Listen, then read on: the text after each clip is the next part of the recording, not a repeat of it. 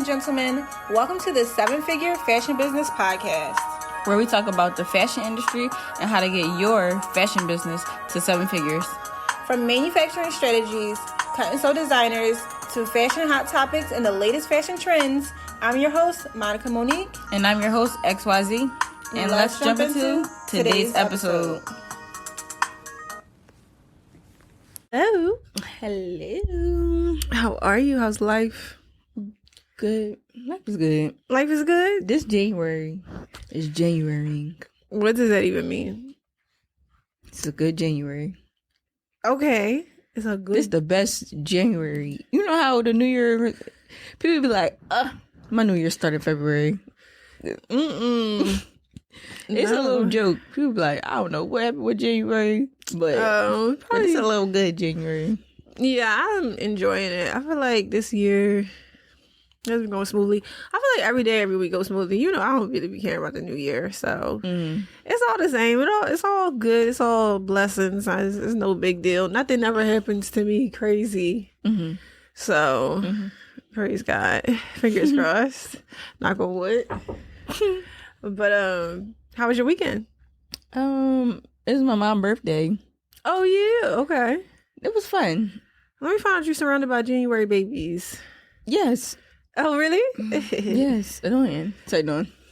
Not annoying. Not annoying. All of my best friends in my life really are either born in January or September. Okay. And all my boyfriends in my life are born in October. Okay. Can't make the rules, but these are the people that I get along with. Yeah. February, but they be too crazy. February people. February people? Okay. I'm trying to think. I think a lot of my friends were like their literal birthday was May 5th. Like not even like May babies or April, like literally a lot of my friends in high school and college, all of their birthdays was May 5th. That is crazy. It was crazy. That is crazy. I'm still cool with a lot of them today, but I have less May 5th people in my life now. But yeah. My old best friend, my mom, and my cousin, they all have the same birthday. Oh, really? So, and then my old best friend, her birthday is January 15th. So literally the 14th and the 15th. I'm just celebrating all this back in the day, celebrating all these birthdays. But this weekend was cool. We went out for her birthday, and it seemed like she was really happy to see us. It was just really us, and like you and your mom, and her, me and my mom, my boyfriend, and her everyday friends. Okay, those are the only people that showed up. Okay. Which is fine. That seems like a good amount of people. Yeah. And I went back on my detox, and I see, like, I gotta stay focused. I see why. You say that every time, Z. Yeah. So why don't you just actually stay focused and stop getting off? It's her birthday. That don't mean nothing. It's her birthday. That's really when you should test it. Is that if you can do it through a celebration, through a holiday, through a birthday. Because if you be like, oh, I'm going to get back on it on Monday. It's Monday. Point? What's the point of it then? It should be straight through. It was straight through all last year. Okay. I don't know. You ain't asked me about my weekend, so you must not care. I was about to ask. Wait. You always say that. You always, whenever I point out, you be like, I was about to do. Go ahead. Wilmer, we went to the mall and we walked inside of Zara. This was hilarious. A few hilarious things happened at the mall. But we walked in Zara. I was like, wait, we can't. So I whispered it. I said, wait, we can't support Zara. My boyfriend said, why? I was like, you don't remember the blah, blah, blah? And he's like, oh, yeah, we out. It was so, we kept laughing because we walked in. He was like, oh, yeah, we out. Really? Okay, let me find out. Zara was pretty empty, too, by the way. Oh, really? Okay. Well, you know, if you know, you know.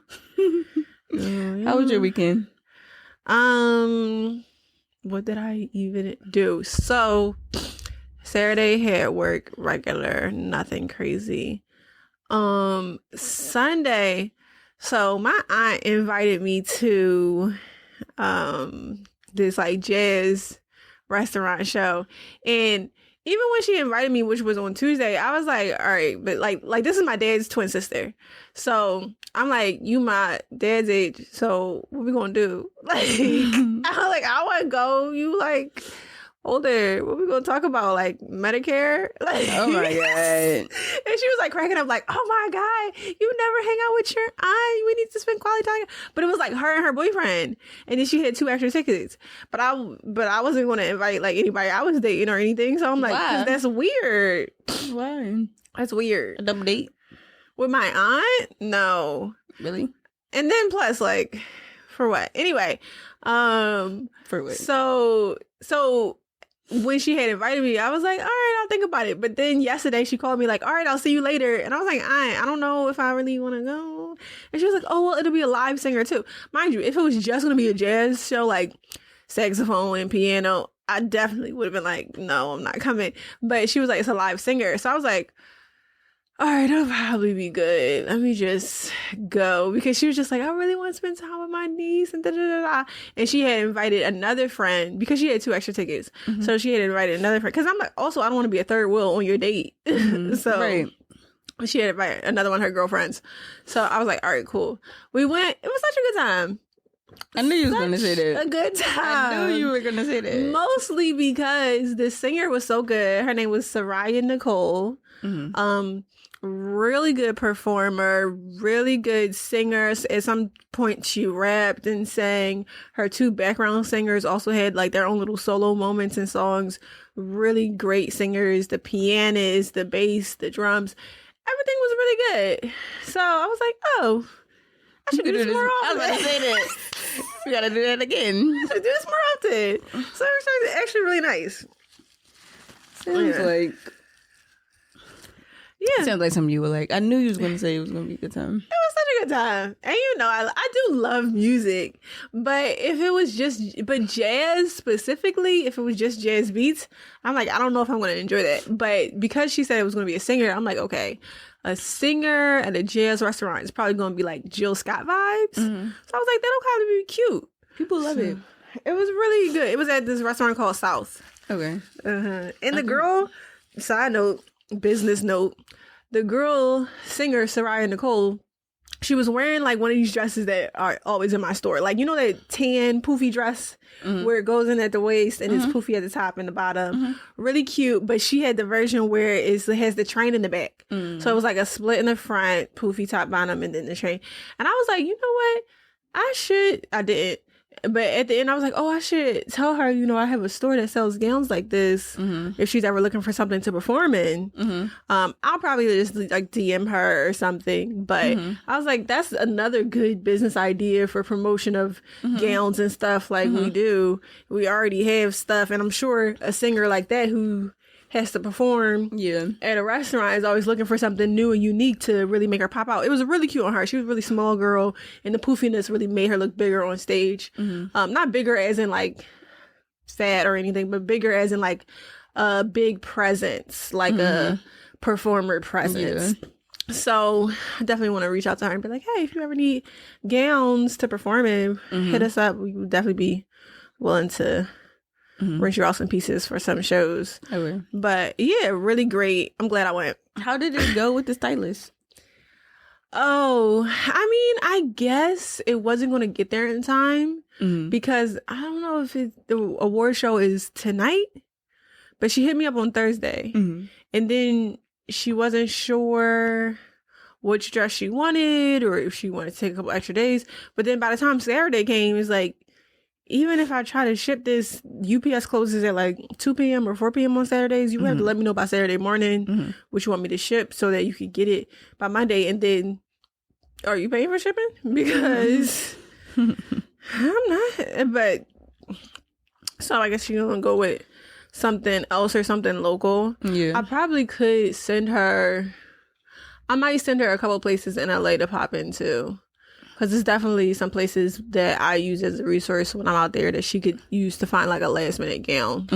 But yeah, I'll definitely do it again. Reach out to her again for another event. Speaking of January babies, are you excited for your birthday? Am I excited? I mean, yes. Somebody else hit me up today about the New York trip too. But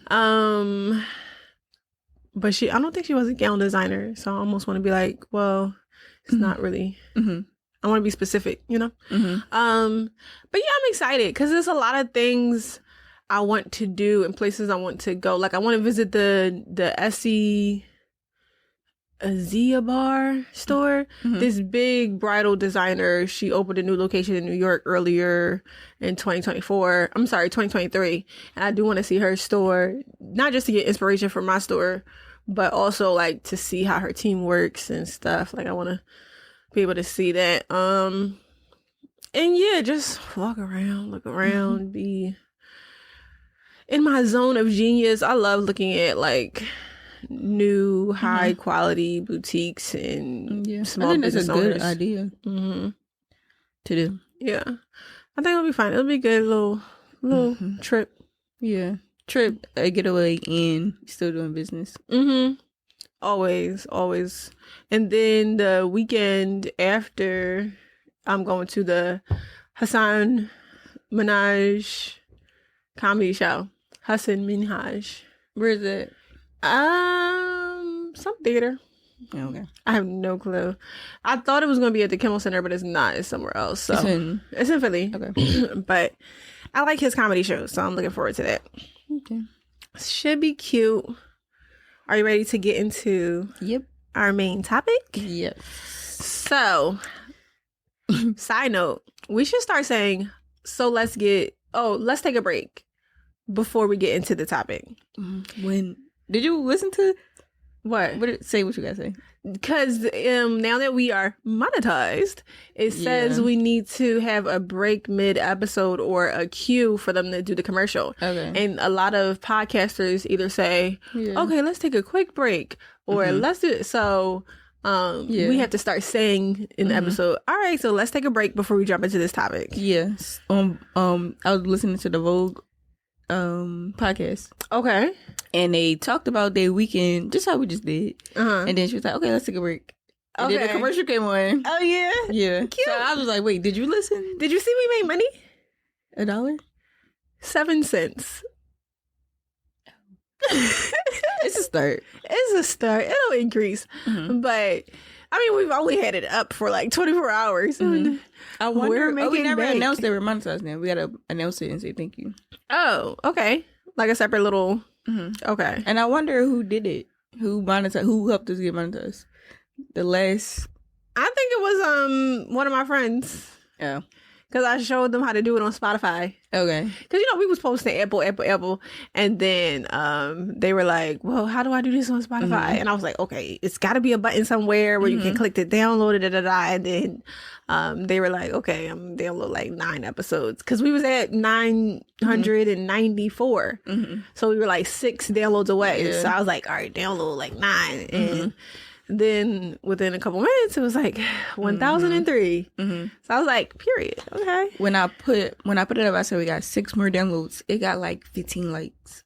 So I'm like, I wonder if all of y'all went. That was the most likes I had ever got. Because when I was like 300, everybody was ignoring it. But for some reason, saying 6 was like, oh, let me go do this. Yeah. So I'm like, I wonder if all of them did it. But they could have did it too, because like 2 or 3 hours later, it said we were at 1,019. Okay.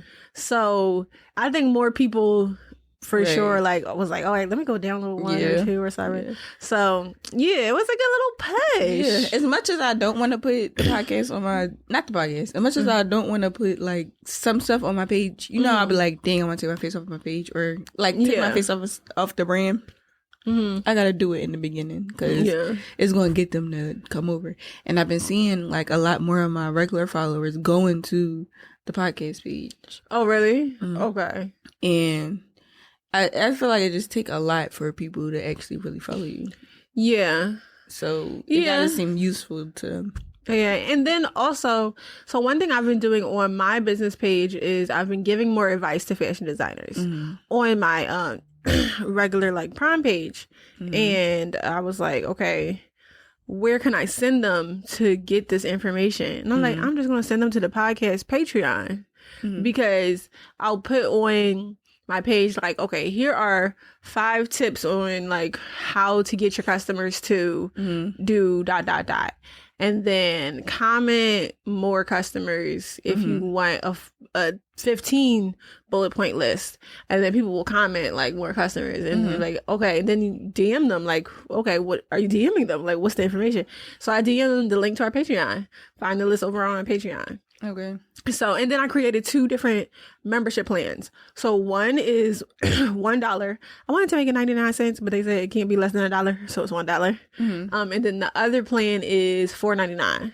So the one that's $1, people can get all of the resource lists, all the podcast transcripts, all the informational stuff that we put in post, and then the fashion diaries that we're doing. And then if you pay the $4.99, you would get like unedited videos and clips of us like behind the scenes and stuff like that.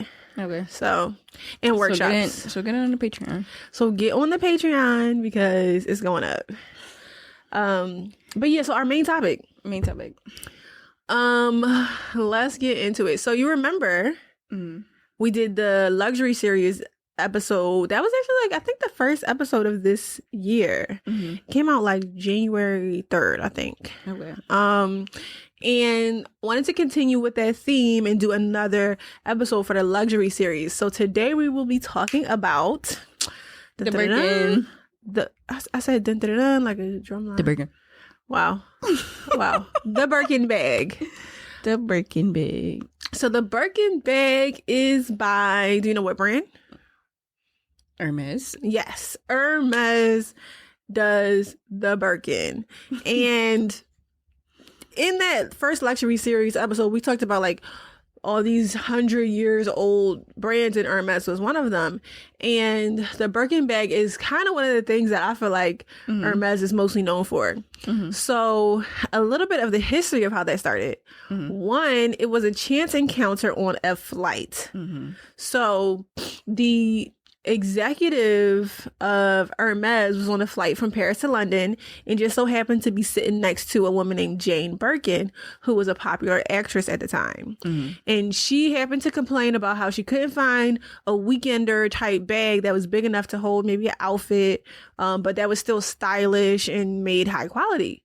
So she, Hermes ended up inviting her to their manufacturing studio to kind of walk through what she would be looking for in this type of bag. Ended up settling on the design, the hardware, the leather, the style, the cut, the flap over. And the Birkin bag came out in 1984. What do you think of that? I think that once I heard the story, it made me feel better as a designer, because sometimes you get like designer's block, and your $1 million idea could just walk right in your face. Yeah, or like you this could get piece of hair is hurting me. You can get inspired. I don't know. You could be eating a salad and get inspired by a tomato. For sure, for sure, I could see that for you. Yeah, tomato. The $1 million idea can just come whenever. So I thought that was pretty cool. Yeah. And questions. Do she get paid off of? No. I mean, I don't think so. Right. It definitely but didn't it's mention named that. after her. It's named after her, which is payment enough because now it's 2023 and people are still begging for the Birkin. I didn't know it was that old either. Well, that's not really old. It's like 40 years old. Okay. I'm doing the math, like 84. Whew, so people who were born in 84 is going to be 40 this year? Damn. I mean, I wasn't born in 84, but I'm like, oh, okay. No. Yeah, it's 2024. 30. Okay. No. Dang. Yeah, 30. No. Because I wasn't. Yeah, anyway, okay. It's 40, but. Oh, it's 40. But if you were born in 19... So the bag, okay, here we go. The bag will be 40 years old this year. Look at that. So what happened after that? Now, because it was associated with this popular actress and she was rocking it all the time, it gained prestige from her. Did we talk about this in the first luxury episode about how the halo effect? Okay. And when celebrities wear it, it creates prestige. It creates prestige, and it also attaches to the celebrity's persona. Yeah. So if a celebrity has a persona of high class, luxury, classic fashion, chic, the bag automatically gets that same reputation because this is the actress or person walking around with it all the time. And then you can have the opposite effect too. If you have a celebrity wearing a bag that's associated with goth and drama and reality TV, and then your products could be associated with that lifestyle as well. Yeah. So, side note, that's also why a lot of brands, luxury brands, don't want everyday people to be wearing their stuff because they're like, you're ruining our prestige. The Burberry, their brand is associated with baby showers. Really? Yeah. The Burberry button down.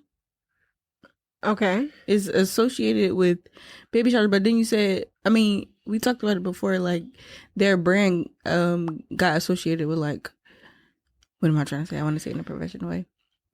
Like the hood, the rich hood, like hood rich people. Yeah. And I think I think you said you were trying to get away from that. Yeah. So they started putting their print on the inside of coats to make it more, if you know type thing. Where, side note, and we might have to do a whole different episode on this, but Louis Vuitton, people are upset. They do not appreciate Pharrell's. Pharrell's what? I have that screenshot. I'm about to post it. About how they're dragging Pharrell for his design aesthetic? Yeah, what's wrong with it? I don't know. I think it looks fine to me. Did you see they came out with some Timbs and the print was on the inside? Yeah. And they're like, why would you buy the Timbs? And it reminded me of the Burberry history. So maybe we should do that episode next. That's going to be it. Yeah. But back to the Birkin. So. Wait. What? Go back to the Birkin. I was about to say something, but. Back to the Birkin. So another thing that they did, again, if you listen to that Halo Effect episode, you're going to know some of these tricks to the trade of creating a luxury product, is they created scarcity and exclusivity for the product. Meaning you couldn't just go into a Hermes store or even on their website right now and find a Birkin. It's really exclusive and you have to get them custom made to the point where you have to be on a long waiting list or have an established relationship with a brand in order to even get a Birkin. I didn't know I didn't know it was custom. Okay. That's cool. Yeah. It takes about 15 to 20 hours to make a bag. Yes. Which could be across a couple days, a couple weeks, who knows? Because it has to go through the process of the hardware, the flap cover, the inside. Because some people want to customize every little detail. Like they want pink lining on the inside, but a Tiffany blue on the outside and the hardware to be that pink. You know, that's so cool. You can get it really specific. That's cool. Yeah. You paying so much, so... Yeah. And what are the prices? I think you looked it up. So a regular price is about $9,000 and up. I'm not going to say a range because it depends on the style, the material, and then if it's really trending, like the price will go up. Right. So and I would say it started at $9,000, but then some people that's on the list. That's able to purchase it, they'll resell it on different fashion platforms. Okay. So a Birkin bag is really hard to get, so it range from $20,000, $40,000. Right. And then I think I saw there was one that was up to $500,000. Yeah, $500,000. It was a purple alligator skin. Oh, really? Okay. Crocodile skin. Purple bag. Cool. And I wonder... Huge. It was huge, though. It was a big one. Okay. And I wonder if when they resell, do they say who the original purchaser was and who customized it? Because I feel like that would also bring up the worth, too. Outside of, scarcity and exclusivity, the people who are now eyeing for this Birkin bag also want to be associated with this exclusive list. So people almost look at it like, if I have an original Birkin bag, people will know that I am special, important, have built a relationship with the company, the brand, and have access to all these prestige events that these other people do. Yeah. Do you think that that's true? Yeah. Why wouldn't it be? Because you're buying a bag. That doesn't make you a different person. I don't know. What do you mean? Goyard does the same thing too. Goyard. Ooh. Goyard, they do the same thing. You got to be on the list. Oh, really? Okay. So, on TikTok, they was talking about how, not even just TikTok, fashion blogs. In 2020, the Birkin bag, because everybody was getting their money. The Birkin bag was trending, and they was like, how come when y'all get your first 20K, y'all go buy a Birkin? And everybody was just popping up with Birkins. Yeah. And then somebody was like, you have to be on a list to get these Birkins. So the list is like 5 years old. So we know what y'all doing. Right. It's for sure fakes. And then somebody chimed in and was like, yeah, Goyard is the same way. So it's easy to replicate the Goyard. So if we see you in a Goyard, we just assume it is a replica. Okay. There was an episode of Sex and the City where Samantha, who was like a publicist, Samantha's job on Sex and the City was to be a celebrity publicist, get them in magazines or whatever. And she wanted a Birkin bag. So Samantha wanted the Birkin bag, and she had a celebrity client because she didn't have a relationship with Hermes. The list was like 10 years long. She didn't want to wait that long. Yeah. So she used her client's name, who I think at the time was Lisa Long, who is a celebrity still to this day. I believe she was one of Charlie's Angels. Don't have me lying though, but I'm pretty sure she was one of Charlie's Angels. Either way, so she ended up using the celebrity's name, like, oh, I'm her publicist. She's requesting a Birkin bag. So then in the TV show, they delivered the Birkin bag to Lisa Long instead of Samantha, because they're like, oh, Lisa Long wants a Birkin bag, we'll deliver it directly to her. And then in the episode, when she saw Lisa with the bag, she was like, oh, that's not your Birkin, that's my Birkin, I ordered it. Like, she was the one who had paid the 20K. But then she was like, oh, but you used my name to get the bag, and that's the only reason why you was able to get it within 2 weeks versus 10 years. So it's my bag. Thank you. No. Yeah. Oh no. And I wonder if people actually do that. I'm pretty sure. If stylists say, oh, Taraji P. Henson would like a Birkin bag, and then all of a sudden your stylist pop up wearing a Birkin bag, but only because Hermes really thinks Taraji P. Henson wants this. So interesting. I'm pretty sure that it's scandals behind getting a Birkin bag. Pretty sure. But I thought that was interesting. So I want to talk about the retail experience. Hermes stores provide a luxurious and exclusive environment. Side note, we should go to a Hermes store. Do they have that in KLP? I don't think so. We should Google it and experience it. Yeah. The purchase of the Birkin bag is often associated with premium buying experience and enhancing the perceived value of the product.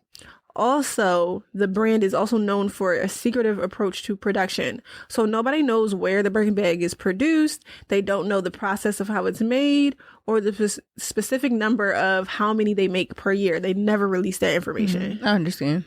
So I thought that was kind of a cool little fact too. Yeah, I understand why. Why? Fashion is the scarcity, for one. Everybody wants it.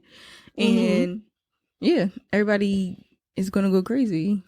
And the less information, the better. The less you know, the better. For real. And then I'm thinking, like, what if they say, okay, we only gonna make 3 this year, or we only gonna make 15 this year, and that's crazy. What if that's why the list is so long? Yeah. Because we decided to only make 1 in 2024. Yeah. So now the other 500 people that's waiting on the list, they have to wait that much longer. So Birkin bags are going to be priced at $1 million in the future. I mean, if one is $500K right now, there might be one that exists that's $1 million already. Right. What is the most expensive Birkin bag. Maybe it's. I mean, that was the most expensive one you could find, right? Yeah. Yeah. Mm-hmm. I wanted to look at. Do you remember the stylist, the fashion bag stylist sent Jennifer Hudson? Yeah, you talked about that on the podcast before. I remember. They sent her something and then she like gave it to a Goodwill. And the note card. Somebody took a picture of the note card. Was like, "Oh my God, I have Jennifer Hudson's bag." Yeah, and she got publicity. She handled it well too. What did she say? She didn't say nothing. She just was promoting her business. Oh, good. Saying nothing is better than saying something. Mm-hmm. She was just like, "Oh, this is where you buy." Yeah, but that was good. You just randomly wake up one day, all this attention on your page, free promo, and the big blogs post you. Yeah, free promo. But her brand is "You Fake Like This Birkin." Mm-hmm. I think I seen a few celebrities. Whose brand is the brand? You fake the fashion bag stylist. Okay. Her bag company is "You Fake Like This Birkin." It says it on the Birkin. Okay. Yeah, I've seen bags that say "This is fake" painted on it. Mm-hmm. And Jennifer Hudson she sent it to Jennifer Hudson, but gave it away to Goodwill. Because maybe she didn't want a bag that said "This is fake" on there. Yeah. Okay. So everybody in the comments like, well, I would get at the Goodwill too. Yeah. But her, like, when you went to her page, she was just promoting her bag. Yeah. Her bag. It was good. Yeah, and I've seen those. So, But it was celebrities that did wear it. It had its moment. Okay. Yeah, because I've seen them. Yeah, it had like a couple months, 3 months. Yeah. It had its moment, but it didn't stick. Okay. I wanted to mention this little point too. It says, while Hermes is renowned for its leather goods, the brand has successfully diversified its product lines to include silk scarves, ready-to-wear fashion, accessories, fragrances, and more. The diversification helps Hermes appeal to a broader customer base. But in my mind, have you seen any of the, like, does anything come to mind for the Hermes scarves, fragrances? The scarf for sure, and I can think of the bracelets. Scarf. Have you ever seen the bracelets? Is it like the H connecting? Yep. Mm-hmm. Have you seen the shoes? The H as well. H, yeah. Yeah. They have like little things. But fashion, you know what? I feel like I associate Hermes with like statement pieces that add to your outfit but aren't your outfit. Mm-hmm. Okay. Like you said, the shoes, the bracelet, the scarf. But I can't think of a Hermes outfit. No. Yeah, I can't think of one. Mm-mm. You can't either. Mm-mm. That's a good brand because people will pay for people pay a lot of money for shoes because shoes last longer. You can rewear shoes. Yeah. They'll pay a lot of money for a bag because you can rewear a bag. Mm-hmm. Jewelry, accessories. They'll pay a lot of money for accessories because you can rewear it. Versus, I mean, I don't care. I'll rewear whatever. Mm-hmm. But as soon as you take a picture in the outfit, it's done. Not for me. I take several pictures in the same You wear it outfit. again. Oh my God, she always got that. Wear it a different way, style it a different way. But I'm gonna wear my clothes again, girl. Me too. But yeah, there was actually a time. So when my best friend was getting married this past year, I had locked my shoes in the trunk of my car for her wedding, and this was day 2 of the wedding. I was tired because it was already another 24 hours of partying after 48 hours of partying. But I had locked my shoes in the trunk of my car. My car keys were inaccessible. I had left them somewhere. And I ran into a store, I was with the whole bridal party with sneakers on under my dress. And we had to run into a store that was on the way to find shoes. And the sandals I bought were a dupe of the Hermes sandals with like the little H, and they were gold. At the time I wasn't thinking, I'm like, oh, these are cute sandals. But then later on I was like, let me find out. I'm wearing these dupes of some Hermes sandals, but they're very cute gold sandals. But yeah, I think for add-on statement pieces, Hermes does that really well. Yeah. Another thing, you know how we said that Hermes is when celebrities wear the bags, it's associated with like high prestige status. I think that I was looking at fashion. You know, I do fashion research, so I was looking at fashion back in the day, and we really didn't care about money back then. Or we really didn't care about our outfit. Our outfit just had to like make sense.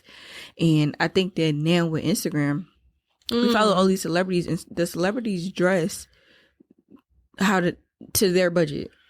They dress what they can afford. Yeah. And then I think people in real life go off of that, and think that's how we really supposed to dress. $1,000 shoes, $1,000 shirt, but we're not celebrities. Yeah, I agree with that.